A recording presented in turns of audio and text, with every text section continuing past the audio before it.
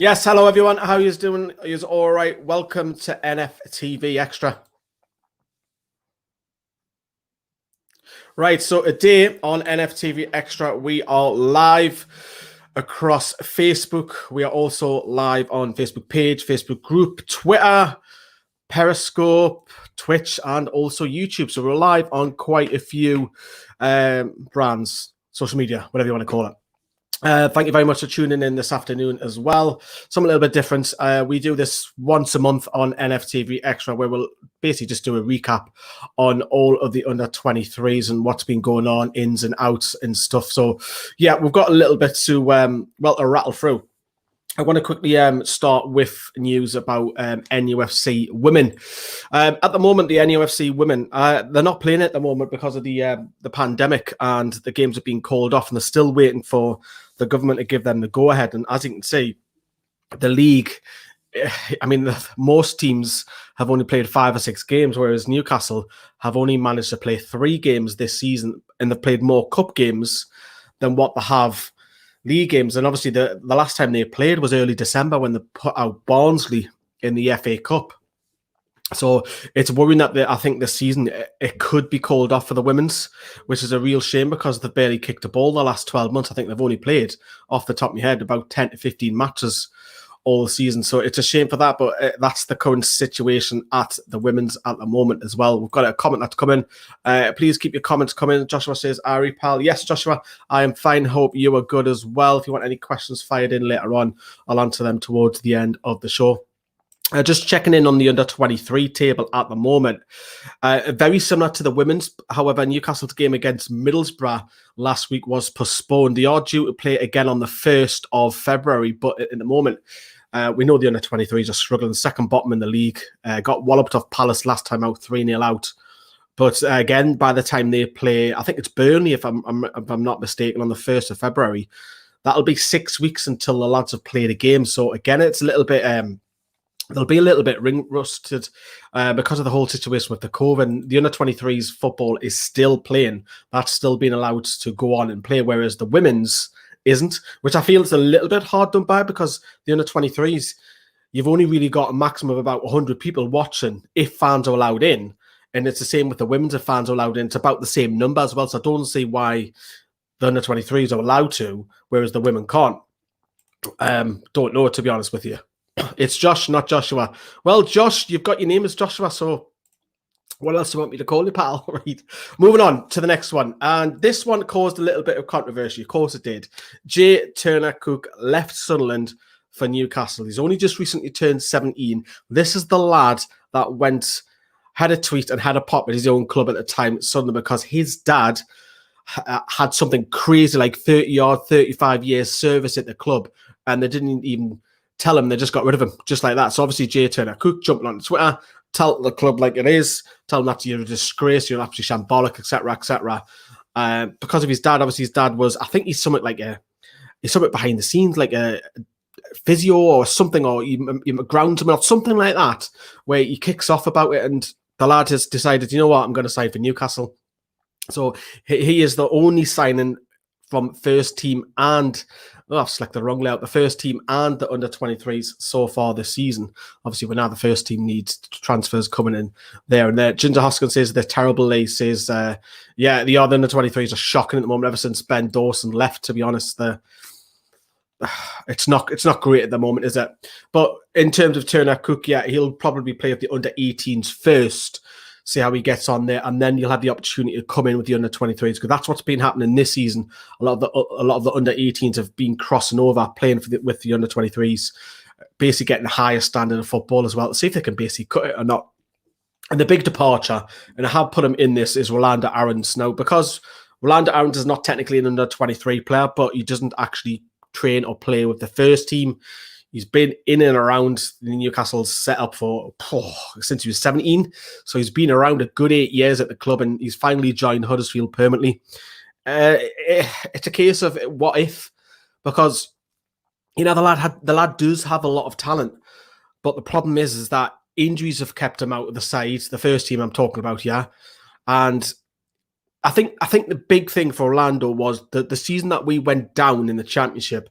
that was his season to make that left wing his own, because he had Christian Atta was on loan and Aarons was starting the season off well. He got injured and he was literally missing for a big chunk, three quarters of the season when Rafa was in charge. That was the moment for him establishing himself as the left winger. And ever since then, Rafa hasn't fancied him. Steve Bruce hasn't fancied him. He's been loaned out to crazy leagues like the Czech League, which is bizarre. He went out to Hellas Verona in Serie A, which is a great standard, but that's a bottom of the table side. He's been at Motherwell, which I found very strange. He's played at Wickham, which is bizarre. So he's been to some really strange clubs. And now the move doesn't surprise me because Huddersfield wanted him in September. And good luck to the lad, but he's had a lot of off-field problems with obviously the situation with the nightclub, court appearances, his ex as well. So yeah, we just wish Rolando Aarons all the very best as well. Bruce out, says Mercedes. I can't really disagree on you on that. Everything about Newcastle is shocking at the moment, says Andrea. We need his family member right back from Norwich. Yes, Max Aarons, who was Barcelona were looking at him, believe it or not. Yeah, I found that out before the press got a hold of that because I spoke to his uncle. True fact. True fact. There's a little sneaky one for you. All needs to rebuild the structure of the club. I watched TalkSport and I agree with Simon Jordan on his valuation of the squad are not good enough. We need to rebuild as well. Yeah. Keep your comments in. We'll keep your comments in. Move on to the next one. And it's about 3 lads who have returned to the club. We'll start with Jake Turner. He's been recalled from his spell at Morecambe. Now, if you remember a little bit earlier on the season, we actually battered Morecambe 7-0, but Turner obviously was ineligible to play. And he started off really well. He was first choice goalkeeper all the way up until early December, and then he's lost his place. And then obviously hasn't played for good almost 10 games. It might be more than that if I'm not mistaken. Only 3 clean sheets in 17 appearances at Morecambe. 27 goals conceded, so quite a lot. Almost 1 and 2, or 1.8 if you want to be precise. But yeah, he's been recalled. He'll come back to the under-23s. Will the club loan him back out? I've said this before, and I won't change. I think Dan Langley is, for me, first choice with the under-23s. I think his future needs to be more important than Jake Turner. I think for Jake Turner, if you can get him another loan spell out away from the club and let Dan Langley develop in the under-23s, I think that is the more sensible route to take for me regarding Jake Turner. But his spell's been very indifferent, Turner, so fingers crossed he can get a loan spell out. Another one who didn't have a greatest loan spell out was Jack Young, who went out to Tranmere. Now, if you remember Jack Young, he was training with the first team the back end of last season with Steve Bruce, and he was named on the bench as well. 5 appearances down at Merseyside, 0 assists, 0 goals. He was a fringe player. Didn't feature for a long time recently. He was on the bench on 1 game, but he hasn't featured for a long time. I think it was late November, if I'm not mistaken. 5 appearances, centre midfielder. He's been recalled because he's not playing enough game time, unfortunately. But, these lads have got to go out and learn men's football. If he didn't play, then so be it. At least you'll take something away from it, whether it's good or bad. I think you've got to chuck them in the deep end and see whether they sink or swim. A few of the lads are doing well out on loan, but the ones have been returned are a little bit struggling at the moment. And the last one that was recalled was Tom Allen. Now, when you look at the stats and you think 8 appearances, 0 assists, 0 goals, you think, well, that's not very good. But having said that, he's not playing up top for Accrington. He's actually been playing predominantly on the right wing, and he's also played on the left wing as well. And he has started a few cup games, but he's coming on for like 15 minutes, 5 minutes, 20 minutes, 10 minutes. He's not really getting his full chance at Accrington. However, Mo Sangare is still at Accrington, another midfielder who we've got out on loan there. He hasn't been recalled, whereas Tom Allen has. So who knows what we do with Tom Allen? Do we keep him in the under-23s until the rest of the season? Do we get him back out on loan again? I think he needs football. I think he's had a little bit of a taste, but I think even if he drops down another division, because remember, Tom Allen was at League One. If he drops to League Two, that might be better. You might get more game time. He is versatile, right wing predominantly, striker. He can also play on the left-hand side as well. So we wish the lad well because he's one of our own. And remember, he made his debut, of course, if you remember last season, when he came on straight away on that right-hand side and got an assist on his debut against Rochdale in the FA Cup, set up Joe Linton, of all people. So hopefully the lad does well. Next one, bit of positivity. How good was it to see this lad make, first of all, his FA Cup which was his debut, and then a week later, his Premier League debut. Now, this will be a quiz stat, which you'll probably hear in a few years' time. Name the only player to make his FA Cup debut and Premier League debut in the same 10 days against the same side. It's going to be Elly Anderson, isn't it? You know, when he first came on, he looked assured, and it's not a surprise for me. Anybody who watches this channel, when we do the updates once a month, he's heavily talked about on NFTV Extra because of his really, really close feet dribbling. He can get goals, he can get forward. Predominantly, I would probably say his best position for me is his number 10, but he can play out wide, he can play in the centre midfield, and he's only young. Remember, he's only just turned 18. Really young lad, promising signs. Hopefully gets more opportunities towards the end of the season, because for me, Joe Litton's not cutting it. And if he's not cutting it, why not chuck this lad in? See what he do. Is he going to do any worse? Well, we'll never know. But you cannot really do any worse than Joe Litton. Bloody brilliant, man. When he came on, he didn't look out of place. And obviously against Arsenal the other day for his Premier League debut, for me, he didn't get enough minutes to take a hold of the game. But it's bloody fantastic to see one of the local lads from the coast making his debut in 2 games and 3 games. Fantastic.